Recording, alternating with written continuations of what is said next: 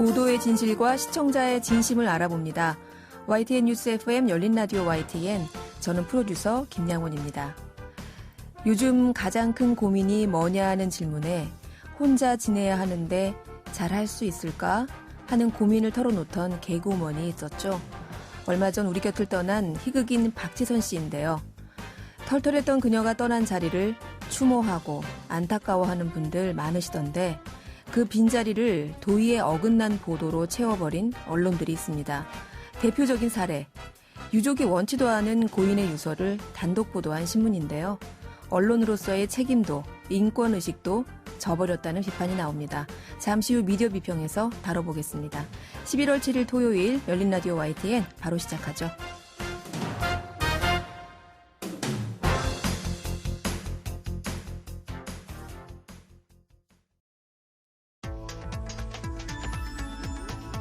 미디어가 전하는 이슈에 대한 다양한 분석과 팩트체크까지 바로 보고 뒤집어 보고 꼭꼭 씹어보기 위한 미디어 비평 프로그램 열린 라디오 YTN. 네, 한 주간 뉴스를 꼭꼭 씹어보는 시간 미디어 비평입니다. 오늘은 뭉클 미디어 인권연구소 김원경 소장과 전화 연결돼 있습니다. 오늘 가져오신 소식, 고 박지선 씨의 사망 관련 보도 내용이죠? 네네. 사실 그동안 제가 이 자살보도 가이드라인 이야기를 참 여러 번 했습니다. 네. 많이 했다는 사실 자체가 참 참담하고 계속 이렇게 비슷한 문제가 반복되는 현실도 더 참담하다라는 생각인데요. 말씀하신 것처럼 개그맨 박지선 씨의 죽음과 그에 대한 현재 부적절한 언론 보도가 너무나 많아서요. 이 이야기를 해보려고 합니다. 네, 우선 조선일보가 고 박지선 씨의 유서를 단독이라는 타이틀로 공개한 내용을 말씀하시는 거죠? 네. 조선일보가 지난 3일에 박지선 씨 어머니가 작성한 것으로 보이는 노트 한 장짜리 메모가 남겨져 있었는데 네. 이것을 가지고 유서성 메모다라고 하면서 자신들이 단독 취재했다라고 하며 보도를 했어요. 네. 조선일보의 이 보도 제목에는 맨 앞에 단독이라고 꺽쇠로 되어 있었고요. 박지선 엄마 유서라는 제목이에요. 그리고 그 다음 내용은 제가 구체적으로 말씀을 드리지 않겠습니다. 박지선 엄마가 이러이러한 뜻으로 돌아가셨다라는 식의 내용이죠. 네. 이 보도는 중간에 보면은요, 본지 취재를 종합하면이라고 써 있거든요. 그리고 이 메모에는 어떤 내용이 담겼다라고 한다라고 기술되어 있습니다. 담겼다 그러니까, 더라. 네. 그렇죠. 그냥 아주 적나라하게 말하면 그냥 카더라예요. 그렇죠. 그러니까 담겼다가 아니고요. 기자가 본인이 직접 본 게 아니고 담겼다고 한다라고 써 있는 거죠. 네. 취재진이 직접 본 내용도 아니고 누군가에게 취재한 바를 이렇게 이제 굳이 옮긴 건데요. 네. 좀 사실은 애초에 이런 취재를 들었다 하더라도 말하지 말았어야지 되고요. 저는 지금 생각하는 건 이 말을 누군가가 어떤 경찰이나 누군가가 해줬다면은 그것도 매우 부적절했다라고도 생각합니다. 그래요. 저도 이 기사를 봤는데 이 온라인상에서는 조선일보의 이런 보도를 비판하는 댓글이 아주 많더군요. 일단 고인에 대한 예의가 아니다라는 건데 사실 이게 유가족들한테도 참 고통을 주는 무례한 짓이고 또 가슴에 소금을 뿌리는 짓인데 자살보도 가이드라인에도 부적절했던 거죠? 그렇죠. 자살보도 가이드라인 정말 여러 번 얘기했는데요. 네. 우리 자살보도 가이드라인은 두 가지 버전이 있습니다. 한국기자협회가 2004년 10월에 한국자살예방협회와 같이 공동으로 간단하게 만들었는데 이게 좀 짧았는지 너무 짧아서 내용이 간단해서 그랬는지 아무튼 잘 지켜지지 않으니까 2013년에 자살보도 권고기준이란 것을 다시 만들었습니다. 네. 그리고 이거 만든 이후에도 계속 제대로 지켜지지 않아서요. 두 번이나 업데이트를 해서 지금은 2018년에 발표한 자살보도 권고기준 3.0 버전이 있습니다. 네. 예, 근데 이렇게 언론인뿐만 아니라 우리 국민 모두가 이 자살보도 권고기준 3.0을 좀 숙독하시고 자신이 쓰고 있는 기사, 말 이런 것이 부합한가를 항상 검토하고 되돌아봤으면 좋겠다라는 생각이고요. 네. 그런 측면에서 오늘 조선일보 보도를 자살보도 권고기준 3.0에 따라서 어떤 문제가 있는지 좀 짚어보겠습니다. 네. 네, 먼저 유서 공개를 하지 말라라는 기준을 어겼습니다. 자살보도 권고기준 3.0에서 3주 자살 사건을 보도할 때에는 고인의 인격과 유가족의 사생활을 존중합니다라고 하고 있습니다. 그리고 사항에서는 유서와 관련된 사항을 보도하는 것은 최대한 자제합니다. 고인과 유가족의 사생활을 보호하고 자살의 미화를 방지하려면 유서와 관련된 사항은 되도록 보도하지 않습니다라고 강조하고 있어요. 네. 이 항 전체를 조금 더 설명드리고 싶은데요. 1항에서는 유가족의 심리 상태를 고려해서 세심하게 배려해야 한다. 자살 사건 조사와 보도에서 유가족은 다양한 측면에서 가장 힘든 상태이며 자살 보도로 더욱 고통받을 수 있다는 점을 기억해야 한다라고 되어 있습니다. 그렇습니다. 현장에서 박 씨 그 모친이 작성한 것으로 보이는 메모가 발견됐다 하더라도 가족들이 분명하게 그것을 보도하지 않기를 바랬거든요. 그렇죠. 그렇다면은 이거를 보도하지 말았어야 된다라는 거죠. 그렇습니다.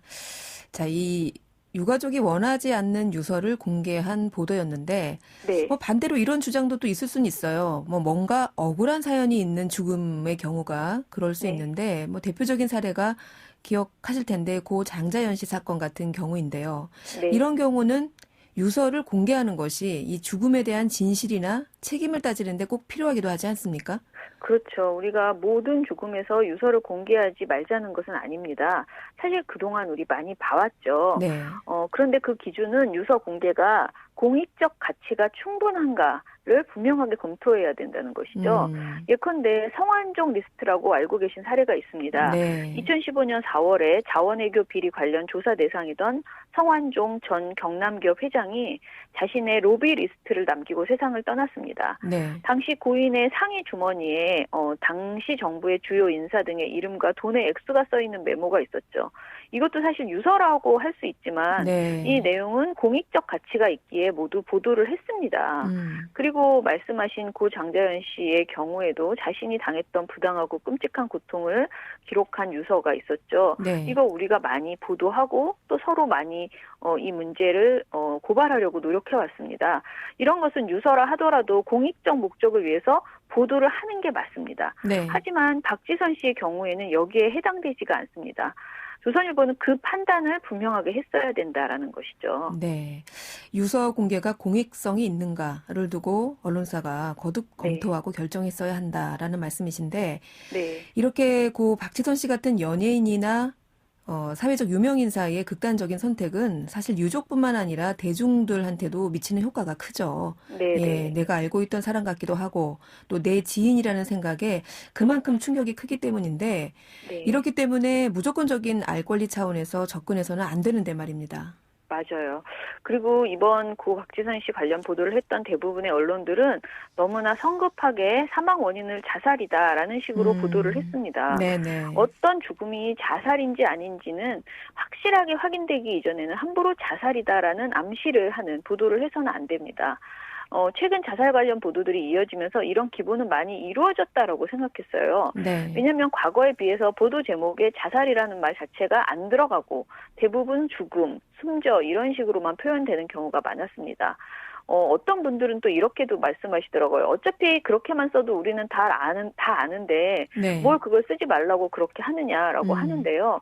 언론이 그렇게 자살이라는 것을 부각해서 계속 보도를 하게 되면은 정말 위험하기 때문에 어떻게 해서든 애둘러서 말하게 하는 것이거든요. 네. 그리고 절대 사인이 자살이라는 것이 확실하게 밝혀지기 전까지는 함부로 단정짓지 말라라는 것이에요. 네. 자살보도 권고기준 3.0에서도 자살이 확정되지 않은 상태에서 자살로 단정지어 보도하지 않습니다. 자살로 명확히 판정되기 전까지는 사인을 자살로 추정하거나 단정하는 보도는 삼가야 합니다라고 명시하고 있어요. 네. 근데 조선일보 보도가 가장 황당한 것은요.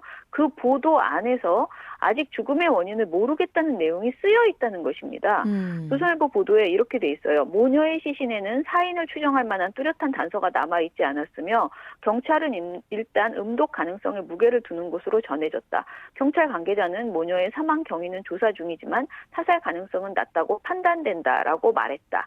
이게 보도 내용이에요. 네. 그렇다면 아직 사인이 확정되지 못했다는 것을 보도 안에서 분명하게 얘기하고 있는 상황이거든요. 그렇네요. 그런 상황에서 유서성 메모랍시고 그런 제목을 붙이고 왜 이런 죽음을 선택했는지 미주알 구주알 알려주려 했다는 것이 굉장히 모순되고 한심하다라는 생각입니다. 그렇군요. 죽음의 동기를 성급하게 추정해서는 안 된다. 이렇게 말씀해 주셨는데 네. 또 한 가지 이번에 언론 보도를 보고 느낀 점은 아니 왜? 무엇 때문에? 라는 그 사망 동기에 대한 섣부른 추정입니다. 네. 예, 사실 누구나 이런 유명인의 갑작스런 사망 소식을 듣게 되면 왜 그랬대? 라는 물음을 떠올리죠. 뭐 네, 그렇게 네. 마련인데 그렇다고 해서 원인을 함부로 보도해서도 안 되지 않습니까? 맞아요. 그 자살보도 권고기준 3.0에서 구체적인 자살 방법, 자살 동기를 단순화한 보도는 매우 위험합니다. 자살은 단순화하기 어려운 복잡한 요인들로 유발됩니다. 따라서 표면적인 자살 동기만을 보도할 경우 결과적으로 잘못된 보도가 될 가능성이 높으며 유사한 상황에 처한 사람에게 자살을 부추길 수 있습니다. 라고 밝히고 있습니다. 네. 게다가 유명인의 자살 보도는 파급력이 크기 때문에 더욱 신중해야 되는 것이죠. 유명인의 자살이나 자살 시도를 다루는 보도는 모방 자살을 초래하는 효과가 매우 크다는 점을 유념했어야 합니다. 그런데 조선일보의 보도는 이 모든 기준에 부합하는 아주 예민한 사항이었죠. 네. 고인은 유명한 분이었고 또 많은 사람들이 사랑했고 존경하고 공감대를 주는 분이었습니다. 그런 분이 돌아가셨고 또 그의 어머니가 함께 돌아가신 사안은 매우 신중하게 다뤄야 됩니다. 어떠한 병 때문에 무엇 때문에 이렇게 간단하게 취급하지 하기 어려운 사안이라는 것이죠. 네.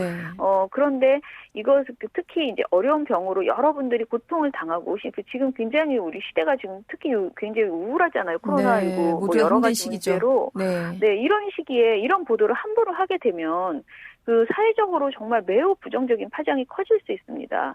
그래서 이번 보도는 그러니까 유가족에게 예를 다하는 것은 물론이고 이 사안으로 인해서 2차, 3차로 사회적 불행이 생기지 않도록 극도로 유의했어야 하는 사안이었는데 그것을 지키지 못했다라는 생각입니다. 네, 지금까지 짚어주신 내용들을 좀 제가 정리해드리면 네. 일단 유서 공개로 그 유족의 사생활 침해 가능성 또 공익에 이게 과연 부합했나 네. 또 죽음의 원인을 너무 빨리 자살로 몰아가지는 않았나 모방 자살의 위험성을 간과한 것은 아닌가 이렇게 좀 몇 가지 짚어주셨는데 네. 이후에 다른 언론들 보도는 어떻게 보셨어요? 조선일보 보도 이후에 몇몇 매체가 뒤따라서 유서 내용을 기사화했고요. 무책임한 보도들이 이어졌습니다. 그중 하나가 고인이 앓고 있던 병에 대해서 초점을 맞춰서 보도하는 것인데요. 다수 언론이 이 병에 대해서 집중하자 11월 3일 해당 병명은 종일 실시간 검색어 상위권을 차지했다고 합니다. 그리고 조선일보가 해당 보도 이외에도 고인의 질병에 초점을 맞춘 보도를 연달아서 계속 냈거든요. 다른 언론사들도 비슷하게 과거 고인의 병으로 힘들어했다라는 내용까지 끄집어내서 상세하게 보도하는 일종의 어뷰징 보도들이 이어졌습니다. 네. 근데 보도 제목도 정말 좀 답답한데요. 이데일리의 11월 3일 박지선 생전 호소한 땡땡땡땡 그러니까 병이에요. 네.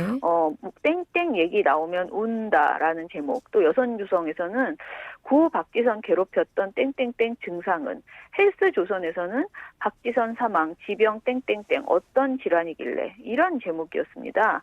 특히 저는 그 헬스조선의 보도에서 박지선이 평소 앓던 모모 질환으로 고통을 받았다는 사실이 알려지면서 이 병에 대한 관심이 쏠리고 있다. 박 씨의 지병이었던 모는 어떤 질환일까? 라면서 그 질병을 논란거리나 화제거리로 삼는 네. 그런 보도들이 이어졌는데요. 저는 이것에 대해서 뭐라고 해야 될까? 그냥 화제거리나 되니 돈이나 벌어보겠다라는 심정으로 아무 것이나 마구 써제끼는 것 아닌가 해도 너무하네 이런 생각이 들었습니다. 네, 저희가 미디어 비평을 통해서 여러 차례 사실 비슷한 얘기를 했는데 네. 또 한 번 죽음을 통해서 클릭 장사를 한 언론들이네요. 그렇죠. 오죽하면은 한겨레가 지난 4일에 조선일보 관련해서 사설을 썼더라고요. 네. 사설 내용을 좀 읽어드리고 싶은데요. 이번에도 대다수 언론이 유서 공개를 자제했는데 조선일보가 유독 단독을 붙여서 보도한 것은 조회수를 올리기 위한 클릭 장사라는 비판을 피할 수 없다. 네. 조선일보 누리집에는 이 기사를 비롯해 박 씨 자살 관련 기사가 150개 가까이 올라와 있다. 정말 이래도 되는 건지 묻지 않을 수 없다. 언론 윤리는 아예 휴지통에 처박은 듯하다라고 썼습니다. 근데 저는 이런 현실은 요즘 유튜브에서도 마찬가지 아닌가. 그래서 참 그것도 안타깝습니다. 다시 한번 강조하는데요. 언론은 자살 관련 보도를 할 때 매우 신중해야 되고 과도하게 보도하거나 선정적으로 보도하는 것은 유가족의 슬픔을 배가하고 그리고 그분들에게 매우 무례한 것이고요. 무엇보다도 모방 자살을 부르는 원인이 됩니다. 특히 유명인의 극단적 선택은 더욱더 그렇습니다. 그렇기 때문에 이제 기존 언론들은 물론이고 이제 유튜브에서 정말 많은 사람들이 1인 미디어로 활동하는데요. 네. 모두가 자살 보도 권고 기준을 어기지 않는 그런 미디어를 만들 수 있도록 좀 속독해 주셨으면 좋겠습니다. 네. 사실 요즘에는 유튜브나 SNS 덕분에 모두가 사실 미디어 생산자잖아요. 맞아요. 네. 네네. 오늘 소장님 말씀대로 좀 저희도 이런 권고 기준들을 숙지할 필요가 있지 않나 이런 생각이 들고요. 네. 우리나라가 OECD 국가 중에 자살률이 가장 높다고 하더라고요. 예. 교통사고, 산업재해 이런 사망자 수와는 비교되지 않을 정도로 자살로 인한 사망자 수가 많은데요. 언론이 이런 사회적인 비극을 줄이는데 앞장서야 하지 않을까 싶습니다.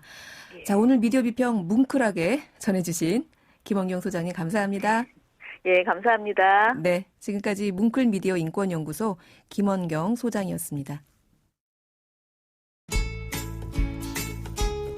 진실을 전합니다. 진심을 다합니다. 시청자 여러분의 목소리에 귀 기울이는 YTN 뉴스 FM 열린 라디오 YTN. 토요일 저녁 8시 20분에 방송됩니다. 한 주간 YTN 라디오에서 방송된 프로그램들을 모니터링하고 평가해보는 시간입니다. 오늘은 박채린 시청자평가원 전화 연결됐습니다. 안녕하세요. 네, 안녕하세요. 네, 이번 주에 어떤 프로그램 모니터링 하셨습니까? 네, 제가 살펴본 프로그램은 매주 평일 오후 6시에 방송되는 이동영의 뉴스 정면 승부입니다. 저는 10월 19일부터 30일까지 2주간 해당 방송을 들었습니다. 이 프로그램은 제목에서 알 수 있듯 뉴스 시사 중심의 프로그램이고요. 제가 마지막으로 뉴스 정면 승부를 모니터한 게 지난 8월 초였는데요. 최근에 들으니 몇 가지 새로운 코너가 있었습니다. 그래서 오늘은 이동영의 뉴스 정면 승부의 신규 코너를 중심으로 이야기해볼까 합니다. 네, 뉴스 정면 승부 최근에 코너 개편을 한 모양인데 새로 바뀐 코너 중에서 어떤 것들을 주목해서 들으셨나요? 네, 먼저 살펴볼 신설 코너는 매주 수요일 방송되는 스포츠 측면 승부입니다. 이전에 음식 이야기를 하던 안 아픈 대한민국이 없어지고 만들어진 것인데요. 이전 안 아픈 대한민국은 건강한 맛과 문화를 설명한다는 코너의 성격도 흐릿했고 미식 문화에 대한 새로운 이야기도 많지 않다고 느꼈습니다. 그래서 코너 개편은 긍정적으로 봤는데요. 신규 코너 스포츠 측면 승부는 한 주간의 스포츠 이슈를 가지고 비전문적으로 털어보는 시간이라는 명확하고도 흥미로운 콘셉트를 갖고 있어서 기대가 됐는데요. 다만 기획 의도대로 프로그램이 구현되지 않은 점은 좀 아쉬웠습니다. 네, 그래서 아마 코너명을 측면 승부로 지은 게 아닌가 싶은데 네. 어떤 점이 아쉬우셨어요? 네, 비전문적으로 스포츠를 탄다고 기획 의도를 설명해 준 대로 이 코너를 들을 때 스포츠를 잘 모르는 사람도 일주일에 한 번쯤은 중요한 스포츠 뉴스도 파악하고 입담 좋은 아나운서들의 이야기를 듣는 재미도 있지 않을까 하는 기대를 했습니다. 하지만 생각보다 스포츠에 대해 비전문적으로 접근한다는 느낌이 들지 않았습니다. 물론 전문가의 입담이었다고 하기도 어렵지만 비전문적에서 오는 가벼움이나 스포츠를 잘 모르는 사람이 한번 기웃거려도 될 것 같이 쉽고 명료한 스포츠 소식으로 들리지 않았어요. 예를 들어 미국의 월드 시리즈와 관련해서 누가 선발을 뛰고 제외됐는지, 포스트 시즌에서 누가 부진했는지에 대한 내용이 나왔는데요.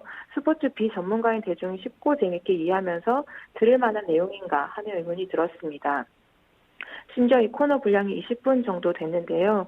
국내의 야구나 축구에 관심이 많지 않은 청취자라면 끝까지 흐름을 따라가기가 어려운 코너가 아니었나 하는 생각을 했습니다. 내용이 대중적인가 아닌가에 대해서는 각자 생각이 다를 수는 있는데요. 이전 코너에서 했던 음식이나 건강에 대한 내용과 비교를 했을 때 접근하기 어려운 소재를 재료로 삼고 있다는 느낌이 들었습니다. 난이도를 조절하거나 분량을 줄여서 꼭 알아야 할 이야기만 핵심적으로 알려주면 좋을 것 같습니다. 네, 스포츠를 모르는 사람이 들어도 흥미를 느낄만 하다라는 기획 의도처럼 과연 대중적인 소재를 말하는가? 평가원님은 그렇지 않다라고 들으셨고요. 또 다른 코너도 살펴보셨죠? 네, 10월 20일 목요일에 이동영 뉴스 정면 승부에서 방송된 김준혁의 역사시사라는 코너를 흥미롭게 들었습니다. 역사적 사실을 시사적으로 접근해본다는 콘셉트인데 뉴스 정면 승부의 성격에도 맞으면서 내용도 유익할 것 같았습니다. 다만 재미있는 역사 이야기를 논문 읽어주듯 너무 딱딱하게 접근했다는 점이 조금 아쉬웠습니다. 당일 방송에서는 한국은행 머릿돌에 새겨진 글씨를 쓴 사람이 일제 조선총독부 초대 통감인 이토 히로부미였다는 게 최근에 밝혀졌다는 소식을 알려줬는데요. 전달적인 측면에서 뉴스를 그대로 읽어주는 것과 크게 다르지 않았습니다. 한국은행 머릿돌을 누가 썼는지가 중요한 만큼 해당 내용을 청취자들에게 퀴즈도 내보고 청취자 반응은 어떤지 소개도 해주면서 대화하는 방식으로 이야기를 풀어나갔다면 역사의 장점과 라디오 매체의 장점을 동시에 부각시킬 수 있을 것 같았습니다. 네. 자, 모니터 내용 한 가지 더 들어보겠습니다. 다른 코너 개편 내용도 혹시 들으셨어요? 네, 목요일 코너 정치 청년의 눈은 기획 의도를 좀 더 살렸으면 좋겠다라는 생각을 했습니다. 청년의 눈으로 정치를 보겠다는 건데 기존 정치 코너와 무엇이 다른지 명확해 보이지 않았습니다. 출연자들이 청년회에 속한다고 볼 수는 있겠지만 청년을 내세울 만큼 청년을 대변하는 사람들로 보이진 않았습니다. 이준석 전 통합당 최고위원은 기존 정치 프로그램에 워낙 많이 출연했다 보니 기성 정치인 같은 느낌이 들기도 했습니다. 네, 이준석 전 최고위원이 정치에 입문한 지는 어느새 10년 차가 됐더라고요. 예, 이제는 뭐 기성 정치인이 돼버린 출연자와 청년 정치를 이야기하는 게 과연 설득력 있을까? 그렇군요. 네, 오늘은 이동영의 뉴스 정면 승부에 대한 시청자 평가원의 의견 들어봤습니다. 오늘 말씀 고맙습니다. 네, 감사합니다. 네, 지금까지 박채린 시청자 평가원이었습니다. 열린 라디오 YTN에서는 시청자 여러분의 목소리를 듣습니다. 참여 신청과 의견은 유료 문자 샵 0945, 우물정 0945나 YTN 라디오 프로그램 열린 라디오 YTN 게시판을 통해 남겨주세요. 네, 한 주간 있었던 뉴스들 가운데 사실 확인이 필요한 뉴스를 팩트체크해 봅니다. 팩트체크 전문 미디어죠. 뉴스톱의 송영훈 팩트체커 연결돼 있습니다. 나와 계세요? 네, 안녕하세요. 네, 안녕하세요. 자, 최근 여당인 더불어민주당이 당헌을 바꾼 게 화제죠. 예. 네. 바꿔서 내년에 보궐선거에 후보를 내기로 했는데, 네네. 야당에서는 이에 대한 비판과 함께 800억 원이 넘는 보궐선거 비용을 그럼 민주당이 부담해라, 이런 주장이 나왔습니다. 첫 네네. 소식으로 이 내용 팩트체크 하셨다고요? 네네. 국민의당 안철수 대표가 한 발언입니다. 안 대표는 당 최고위원회에서 국민 세금으로 충당되는 선거 비용 838억 원 전액을 민주당이 내야 한다, 이렇게 주장했습니다. 네. 보궐선거 비용은 민주당 때문에 써야 하는 국민이 혈세라면서 쌓아놓은 돈과 다 나라로부터 받는 보조금 이런 게 많은 여당이니까 몇 년만 검소하게 살면 큰 부담 없을 것이다, 이렇게 말했습니다. 보궐선거의 원인을 제공한 민주당이 선거 비용 전액을 감당해야 된다, 이런 주장입니다. 이런 주장이 나오는 이유는 다 아시겠지만 이번 서울 부산시장 보궐선거의 책임이 민주당이 있기 때문인데요. 전임 박원순 서울시장과 오거돈 부산시장 모두 성추행 관련 사실과 의혹 때문에 공소가 됐습니다. 네, 보궐선거 비용 여당이 불러왔으니 이런 사태를 여당이 책임져야 된다. 여론은 네. 어떻습니까? 네, 여론도 보궐선거의 원인을 제공한 민주당이 비용을 부담해야 된다, 이런 책임을 져야 한다, 이런 내용이 주장이 훨씬 우세합니다. 여론조사 기관인 미더리서치가 지난 3일 발표한 여론조사 결과가 있는데요. 네. 여기서 재보궐선거 비용은 누가 부담해야 하는지에 대한 물음에 대해서 재보궐선거를 초래한 당선자나 정당이 부담해야 한다는 의견이 42.2%로 가장 높게 나타났고요. 여기에다가 중도 사퇴한 후보를 공천한 정당 24.0%, 또 중도 사퇴하고 출마한 후보 10.8% 순으로 답변을 했는데 이걸 다 고려하면 결국 원인 제공자에게 책임이 있다는 의견이 압도적이라고 볼 수 있습니다. 국민 세금으로 해야 한다는 의견은 22.9%였습니다. 여론도 원인 제공자가 충당해야 한다. 네네. 자, 그러면 이게 선거법에 따라서 선거가 치러지는 거잖아요. 네. 네, 선거법상으로는 어떤가요? 네. 이 선관위 관계자는 공직선거법상 현재 특정 정당이나 개인이 선거 비용을 부담할 수 있는 조항이 없다고 밝혔습니다. 없군요. 네네. 보궐선거 역시 공직선거법을 따르기 때문인데요. 법률상 규정하고 있는 대로 해당 지방자치단체가 이번 보궐선거의 비용을 부담해야 한다는 것입니다. 실제로 공직선거법 277조에 따르면 대통령 선거 및 국회의원 선거 경비는 국가가 부담하고 지방의회의원 및 지방자치단체장 선거 경비는 지방자치단체가 부담하게 되어 있습니다. 이번 보궐선거는 모두 서울시, 부산시 지방자치단체장을 뽑는 선거인 만큼 필요한 비용을 서울시와 부산시가 자체적으로 부담하게 됩니다. 2011년 서울시장 재보궐선거와 박근혜 전 대통령 탄핵으로 앞당겨진 2017년 대선도 결국 국가에서 부담했습니다. 결국 세금으로 선거를 진행했다는 겁니다. 그렇군요. 정리하자면 과거 사례를 봐도 네. 정당이나 개인이 비용을 낸 경우는 없고, 네, 또 우리 현행법, 선거법상으로도 네. 불가능하다 이런 말씀이시네요. 네네, 현행법이 그렇습니다. 앞서 여론조사처럼 민주당이 보궐선거의 원인을 제공한 데 대한 책임 있는 자세가 필요하다는 것은 이런 국민 여론이 크다는 것도 엄연한 사실입니다. 민주당은 이번 당원 개정의 근거로 확인 정치를 내세웠는데요. 이 당원뿐 아니고 국민적 시각에서의 진정한 책임 정치도 좀 고민해야 될 것 같습니다. 국민적 시각에서의 진정한 책임 정치도 고민하자. 네네. 네, 다음 주제로 넘어가 볼까요? 최근에 대법원 판결을 받은 이명박 전 대통령이 구치소에 수감이 됐죠. 네. 이 구치소에 수감된 것을 두고 특혜라는 주장이 나오고 있던데 네. 어떻게 해서 특혜입니까? 네. 일단 이명박 전 대통령은 지난 29일 대법원에서 횡령 및 뇌물 등의 혐의로 징역 17년을 형을 확정받았습니다. 네. 네. 그리고 2일 오후에 동부구치소로 이송됐는데요. 일부에서 이미 형을 확정받은 이 전 대통령이 교도소가 아니라 구치소에 생활하는 것은 특혜라는 이런 주장이 나왔습니다. 네. 또 이 동부구치소가 현재 전국 구치소 중에서 가장 시설이 좋은 곳입니다. 게다가 4평 독거실에서 생활할 것이라는 예측이 나오면서 논란이 더 확대됐습니다. 이 동부구치소는 이 전 대통령이 지난 2018년 3월 구속되었을 때 1년간 수감 생활을 한 곳인데요. 이게 2017년 6월 송도구치소를 확장 이전한 곳이어서 현재 구치소 중에서 가장 최신 시설로 꼽힙니다. 그렇군요.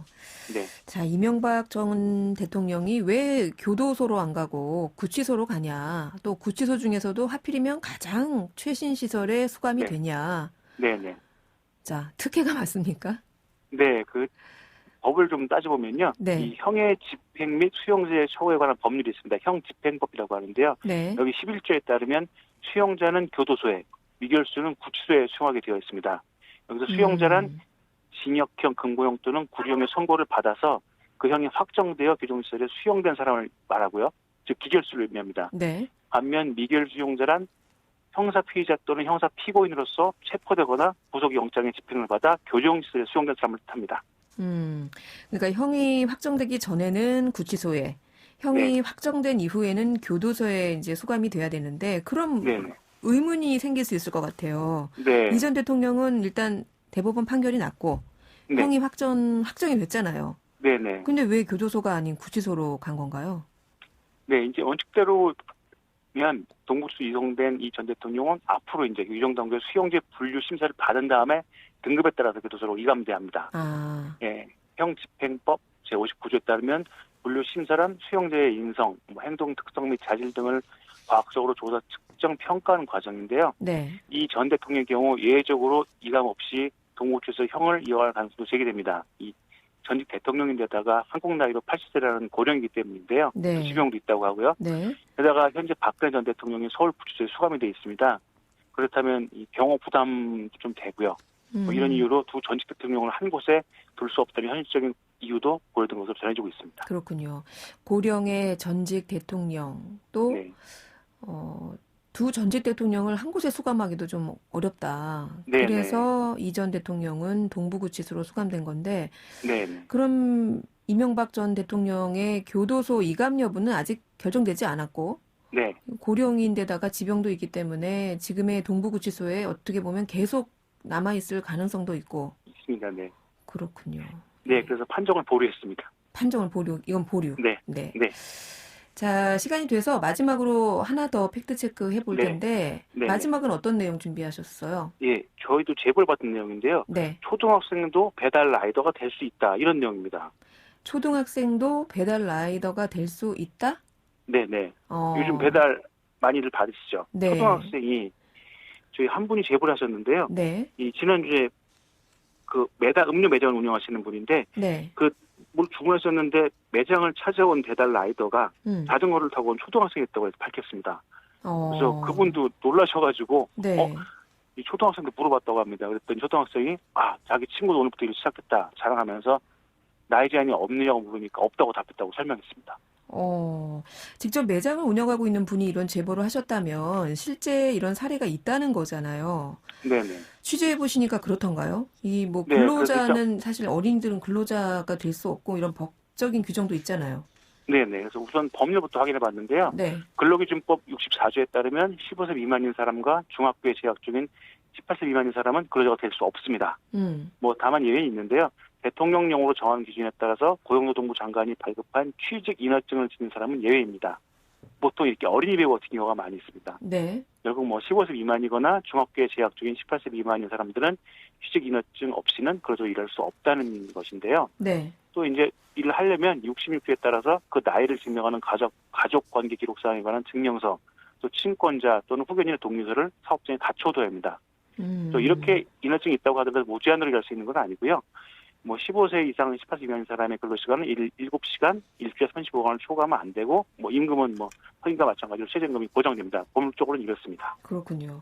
그러면 그 어린이를 이 라이더로 채용한 그 배달 대행 업체는 이런 법을 어긴 거네요. 아닙니다. 확인해 봤더니 네. 일단 그곳 업체가 미성년자 경우 라이더 자격을 제한하고 있는 것도 맞았습니다. 아, 업체도. 네, 쿠팡 이츠라는 곳인데요. 네. 쿠팡 이츠 배송사업자 이용요건 제5조에 따르면 미성년자일 경우 회사는 배송사업자의 자격을 제한하거나 회사 배송 프로그램, 앱이죠. 이런 접속 권한을 상실 제한할 수 있다고 명시되어 있습니다. 저희가 통화를 해봤는데요. 담당자들이랑 미성년자는 쿠팡 이츠 배달 파트너로 등록할 수 없다고 밝혔습니다. 등록 과정에서 주민등록번호를 입력해야 되기 때문에 미성년자일 경우에는 아예 가입할 수 없다고 설명했는데요. 네. 그런데 이 부모 등 성인의 정보를 도용해서 가입하는 것은 현재 막을 수 없다고 설명했습니다. 그러다 보니까 만약 미성년자가 배달 파트너로 활동하는 게 발각될 경우에는 즉각적으로 업무 위탁 업무 정처분을 내리고 있다고는 했습니다. 그렇다면은 이 해당 초등학생이 네. 엄마 아빠 명의를 도용했을 가능성이 있다는 거잖아요. 네. 근데 이렇게 명의 도용을 초등학생인데 네. 엄마 아빠 이름으로 이렇게 가입을 할 정도로 그렇게 쉬워요? 네, 그래서 직접 해봤습니다. 네. 그 앱에 배달 파트너 등록을 시도해봤는데요. 네. 우선 처음에 뭐 안전운전, 빠르고 정확한 배송, 뭐 고객 응대, 개인정보 보호 등의 간단한 주의사항이 담긴 1분짜리 영상을 시청해야 되고요. 네. 1분 보고 나면 바로 개인정보 페이지에서 이름, 주민번호, 이메일을 입력한 뒤 이 수수료 받을 계좌번호를 등록합니다. 네. 그리고 나서 마신 먹으로 배송 희망 지역, 또 배송 수단, 뭐 도보라든지 자전거 이게 될 수 있겠죠. 이걸 네. 선택한 다음에 배송사업자 이용약관, 뭐 보안 확약서, 개인정보 처리무 위탁 등의 내용이 담긴 계약서에 동의하면 바로 등록이 완료됐습니다.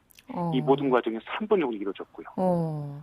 아니 보통 이게 주민번호가 들어가는 데는 왜 개인 인증을 하잖아요. 휴대폰으로 뭐 인증번호가 온다든가. 근데 그런 것도 없어요. 네, 없었습니다. 그러다 보니까 뭐 저희 아이들이 제 이름과 주민번호 계좌번호 알고 있다면 뭐 쉽게 가입이 가능했습니다. 등록이. 참 가입이 간단하군요. 네, 가입을 완료하면 뭐 2시간 정도 뭐 특수형 형태 근로 종사자 교육을 수료할 것을 권장하고 있습니다. 네. 그러면서 내용은 뭐 산업재해 발생 및 원인, 예방, 교통안전 관리 뭐 이런 내용들이 있고 60점 이상의 점수를 받아야 수료할 수 있는데요. 이게 수료를 안 해도 라이더로 활동할 수 있었습니다. 이 쿠팡 측에는 교육을 수료하지 않으면 활동에 제한이 있을 수 있다고 설명을 했는데 교육을 수료하지 않았는데 앱에서 계속 주문이 들어왔습니다. 계속 주문 받으셨어요? 네, 당황해서 일단 거절을 했는데 이게 또 거절을 여러 번 하면 평점이 내려가서 다음부터 주문이 안 들어오는. 배달 오더를 안 된다고 하더라고요. 그래서 작곡이를 나중에 탈퇴했습니다. 네, 그러셨군요. 네. 자, 오늘 마지막으로 팩트체크한 내용, 어린이 배달 라이더는 가능한가? 이거 위법입니다. 네. 방송을 듣고 계신 부모님이나 어린이 여러분, 이 배달이 크고 작은 사고에 많이 노출될 수 있는 거 아시죠? 안전을 위해서 무리한 아르바이트는 좀 삼가셨으면 하고요. 네, 저 배달 대행 업체들도 이제 가입과 안전관리 조치를 좀 강화해야 할 것 같아요. 그러게요. 인증번호도 없이 그냥 가입하게 하는 거. 물론 뭐 모든 거를 그렇게 복잡하게 할 필요는 없지만 이렇게 3분 만에 가입해서 우리 송영훈 기자님도 하필이면 또 배달하실 뻔하셨다니까. 네, 그렇습니다. 오늘 말씀 잘 들었습니다. 네, 감사합니다. 네, 지금까지 뉴스톱의 송영훈 팩트체커였습니다. 열린 라디오 YTN 11월 7일 토요일 순서 이제 마칠 시간입니다. 저희 프로그램은 YTN 라디오 홈페이지와 YTN 라디오 애플리케이션 그리고 유튜브와 팟빵을 통해서도 다시 들으실 수 있습니다. 오늘 끝곡으로 코얼스의 So Young 준비했고요. 저는 다음 주 토요일 저녁 8시 20분에 다시 돌아오겠습니다. 지금까지 김양원이었습니다. 고맙습니다.